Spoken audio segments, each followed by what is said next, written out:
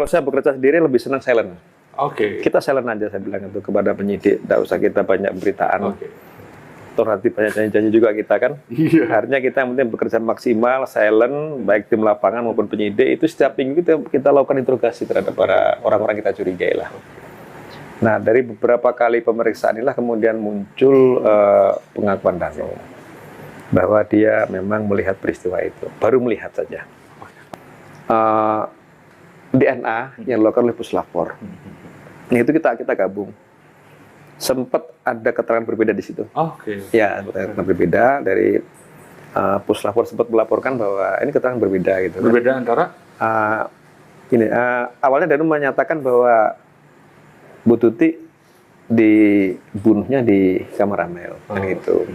Nah, ternyata dari hasil lapor di situ tidak ditemukan DNA Bu Tuti, seperti itu kira-kira. Dan di situ kita interogasi lagi. Memang di kamar Amel sampai sekarang masih ada itu. Nah, di kasur kan masih ada berdarahnya. darah yang kering. Nah, ternyata hasil swab dari Puslapor, ternyata di situ hanya satu DNA. DNA-nya Amel saja. Nah, kemudian interogasi lagi. Nah, terus buktinya di eksekusinya di mana gitu kan? Nah, ternyata sudah berkembang pengakuannya di ruang tengah, ruang TV, ruang. Oke guys, jadi dari beberapa jawaban di Krimum Polda Jawa Barat ini Bapak Surawan mengatakan saat didatangkan Puslapor ada pernyataan yang berbeda dari Ramdhanu dan juga temuan Puslapor ini.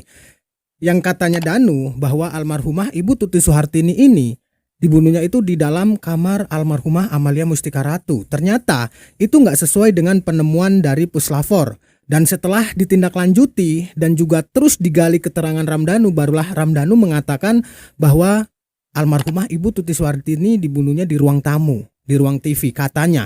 Itu kata Ramdhanu dan itu sudah dibuktikan oleh pihak kepolisian Polda Jawa Barat. Tetapi ini hanyalah versi Ramdhanu ya guys. Sekali lagi ini versi Ramdhanu. Yang artinya di saat prarekonstruksi itu Ramdhanu juga masih kebingungan karena ada Puslapor dan juga ada banyak sekali LPSK juga datang dan itu Danu seperti kebingungan dan akhirnya Danu mengatakan hal tersebut. Awalnya Danu mengatakan almarhumah Ibu Tuti Suhartini ini dibunuhnya di dalam kamar Amel. Akhirnya Ramdhanu mengatakan lagi bahwa almarhumah Ibu Tuti Suhartini itu meninggalnya di ruang tamu. Dan juga ada barang bukti yang sudah 2 tahun lebih itu nggak dibawa oleh pihak penyidik kepolisian Polres Subang Jawa Barat seperti ember biru yang itu tadi dijelaskan oleh Bapak Dirkrimum Polda Jawa Barat, di mana kita juga terkejut 2 tahun lebih barang bukti itu masih ada di dalam rumah TKP. Dulu rekan-rekan mungkin tahu pada saat didatangkan didatangkan anjing pelacak untuk mendeteksi para pelaku dan itu sempat mengarah ke Danu. Dan dulu juga Danu sempat menuliskan bukan dalam BAP tapi menuliskan dalam kronologis yang dia tulis tangan bahwa dia melihat peristiwa itu. Dia melihat. Nah, artinya kita sudah ada petunjuk-petunjuk di sana lah. Tinggal kita bagaimana kita artinya menggali supaya Danu lebih kooperatif lagi, lebih terbuka lagi. Oke guys, ketika wartawan dari Tribun ini mengatakan ketika Ramdhanu tidak menyerahkan diri, apakah pihak kepolisian Polda Jawa Barat ini bisa mengungkap kasus ini? Dan itu tadi jawaban dari Bapak Surawan ya guys, bahwa mereka itu sudah memang membentuk tim khusus untuk mengungkap kasus ini dan memang sudah mencurigai Ramdhanu. Salah satu alasan mereka mencurigai tersangka Ramdhanu dan akan ditetapkan itu yaitu adanya saat diterjunkan oleh pihak kepolisian Polda Jawa Barat anjing K9, di mana anjing itu beberapa kali menggigit dan menjenggongi tersangka Ramdhanu.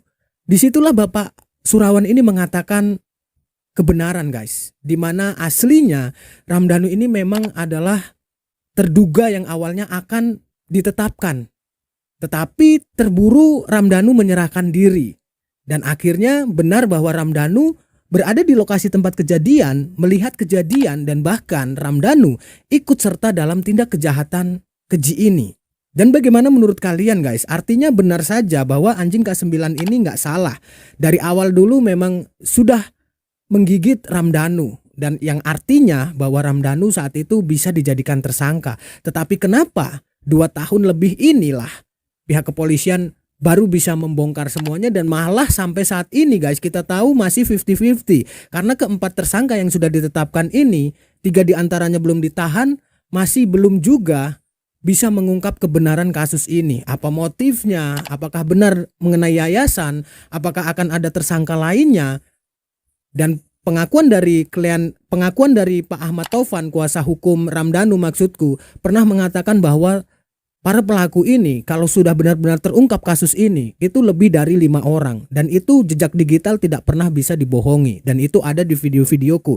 Dan bagaimana menurut kalian, apakah di dalam kasus Subang Jawa Barat ini akan ada tersangka lanjutan, tersangka lain yang benar-benar memang ada di lokasi tempat kejadian perkara dan juga mereka ikut serta melakukan tindak kejahatan seperti orang dekat kedua korban ataupun di antara staf Yayasan Bina Prestasi Nasional?